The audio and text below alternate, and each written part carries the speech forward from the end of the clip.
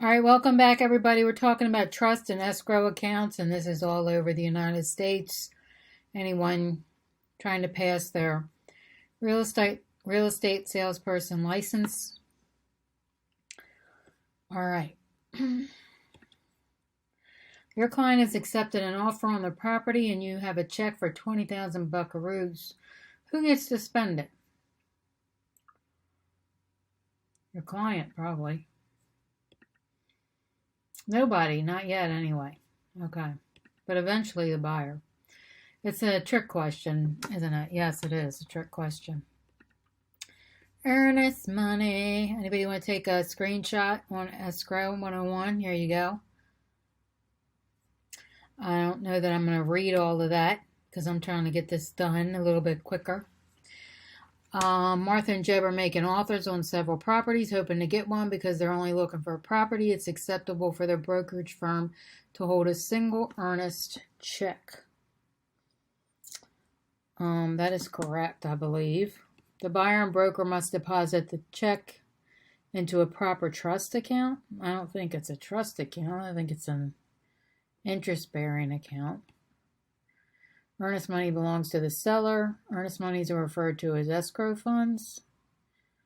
I mean, that might be true. Let's see. All right, this first one is false. All right.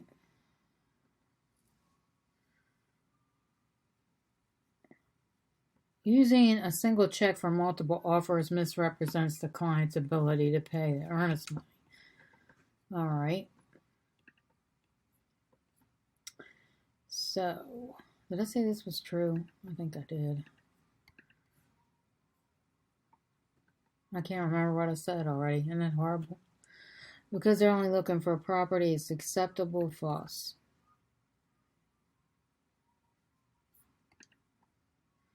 Okay.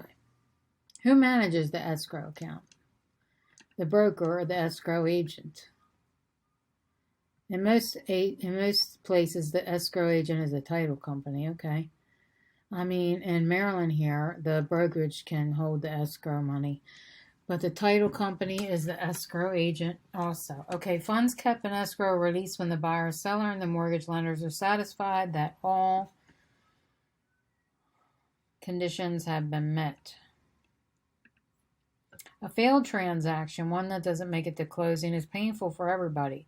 What happens to the earnest money deposit when a transaction doesn't close? All right, it's held in and as outlined in instructions. So those instructions vary according to the contract.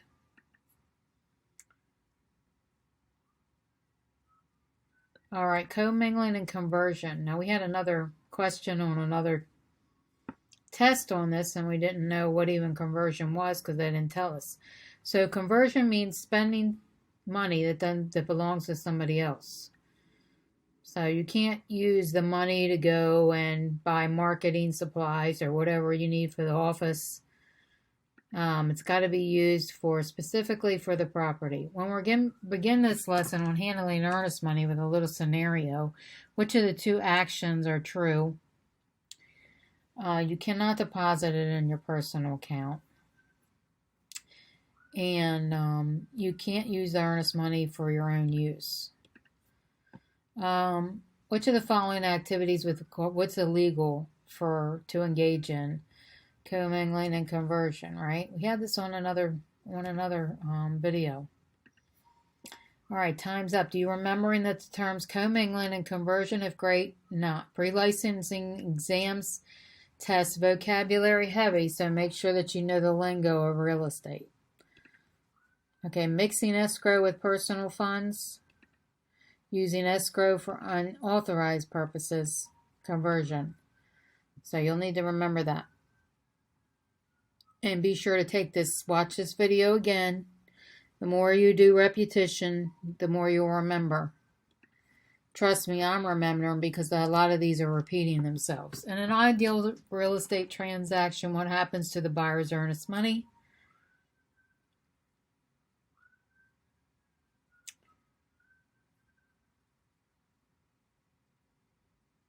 Money goes towards the seller's spread. Money subtracted from the final amount the buyer brings to closing. It's a down payment on the down payment. Okay, when a buyer falls on hard times, the buyer is laid off, denied a loan after the deadline passes. Who will collect the earnest money? The buyer will get that back, I believe. The buyer is laid off and submits a denial letter before the deadline for a mortgage contingency. So if he has a letter from the mortgage company that he cannot get the financing, then the buyer will get the money back. You need to make sure you have it in writing. Okay, so then let's get blank of the money, and $3,000 goes back to the sellers. Okay, but by golly, you're doing a good job. All right, so they split the deposit money because they had a problem here with... All right, oopsie daisy, you got lazy. You got your dates mixed up in the contract, seller a day late. The buyer loses the earnest money and is livid. Who could the buyer rightfully sue? Is this one person? I think it's the agent. Yep. Make sure your deadlines are taken seriously. They can try and sue you, and the broker is not going to be happy with that, by the way. All right, Trust Escrow Account Study Tools. So let's look at this. All right, let's look at this study sheet. If you want to take a screenshot of this, you can. This is a good little, or you can just, you could also contact me on my website and then be specific as to what resource you're looking for. I'll leave this up here for one more second for you to study. Take the screenshot and use it as a study tool.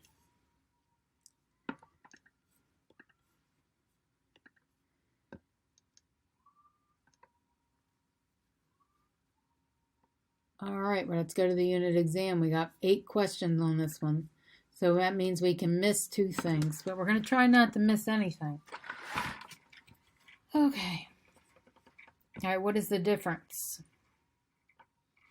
Conversion is using them. The terms of blank determine who receives the earnest money. The terms of the contract determines who receives the earnest money.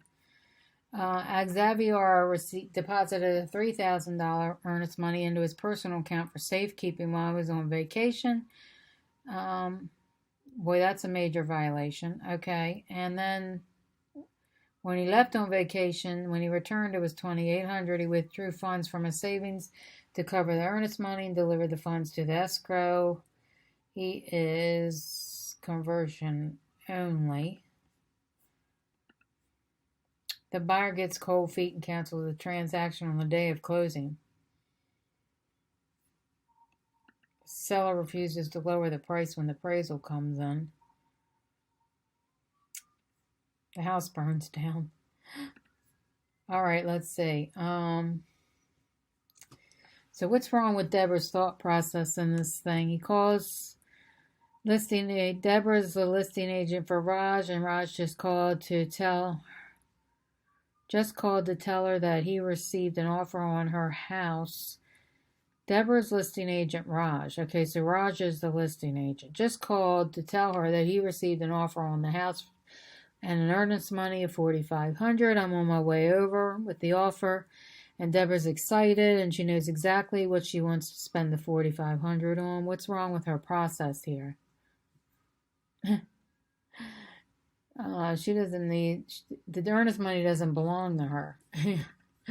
That's funny. Okay, buyer Susie's a little nervous about the $20,000 earnest money check, and she just deposited with the title company.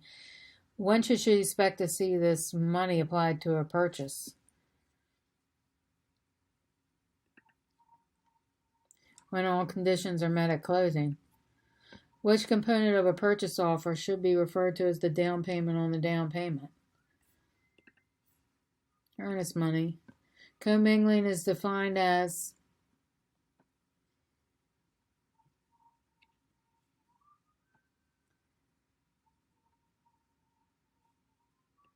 when you're mixing your personal and business funds together. All All right, we only missed one, so we pass. Let's see which one we missed. I should say me, right? Not you, because nobody can help me. All right, he's guilty of commingling and conversion. I was like going back and forth with that. So I'm going to go through these kind of slow, so in case you want to take a screenshot for studying. I have to get some water.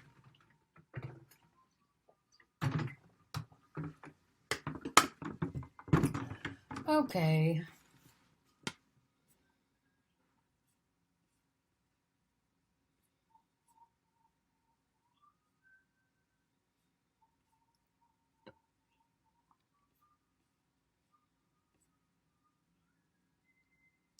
The next unit is all things deeds. So if you're staying with me, all things deeds are next. Thank you all for watching.